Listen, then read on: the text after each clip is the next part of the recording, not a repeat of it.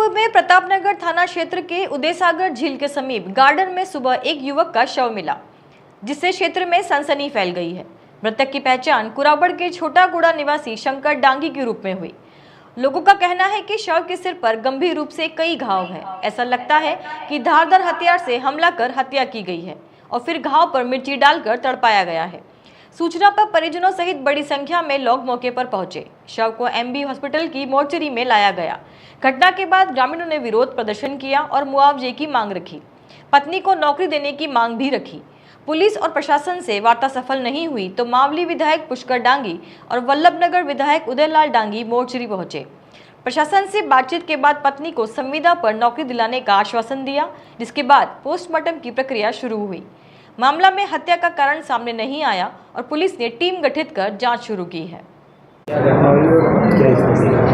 आज सुबह प्रतापनगर थाना क्षेत्र के उदयसागर के पाल के पास किसी व्यक्ति के हत्या होने की सूचना मिली। पुलिस मौके पर पहुंची और जिसकी हत्या हुई उनकी पहचान शंकर डांगी के रूप में हुई है। अभी हत्या के कारणों का हम पता लगा रहे हैं, अनुसंधान में लगे हैं।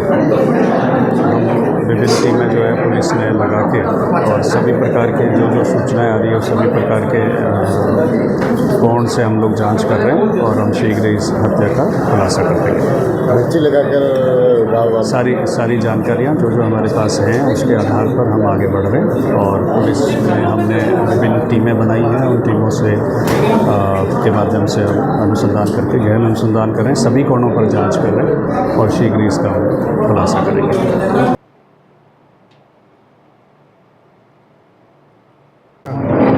क्या बात हुई, लोगों से क्या मांग?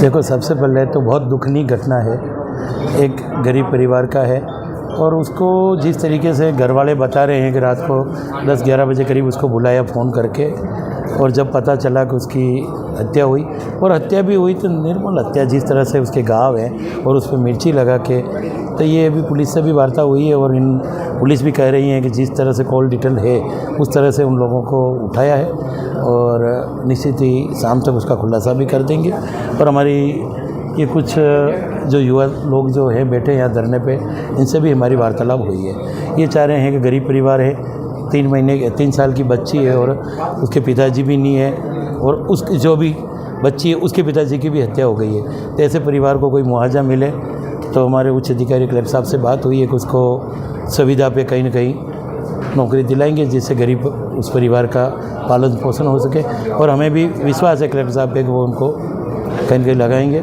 और सबसे समझाइश चल रही है कि शांतिपूर्ण हम चाहते हैं कि इसका दाह संस्कार भी हो जाए और उस परिवार को भी राहत मिले और जो दोषी हैं उनको कड़ी से कड़ी सज़ा मिले और उसमें चाहे वो हो चाहे उनके साथ और कोई भी हो, जो भी हो उसको कड़ी सज़ा मिले। शंकर डांगी नाम का लड़का था जिसका जिस तरह से मर्डर किया, बड़ी दुख की बात है। सभी लोग उत्तेजित थे और सबकी भावना है कि उसके परिवार को हेल्प मिले। कलेक्टर साहब ने आश्वस्त किया है कि हम एनजीओ के मार्फत उसकी पत्नी को या एक बच्चे को किसी को सेट करेंगे।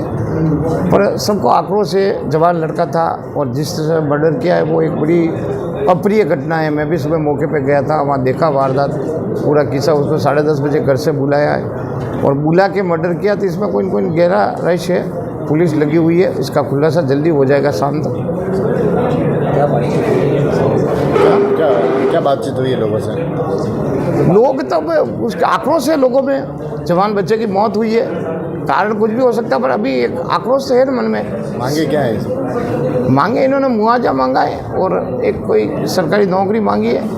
तो कलेक्टर साहब ने आश्वस्त किया है कुछ करेंगे, हेल्प करेंगे।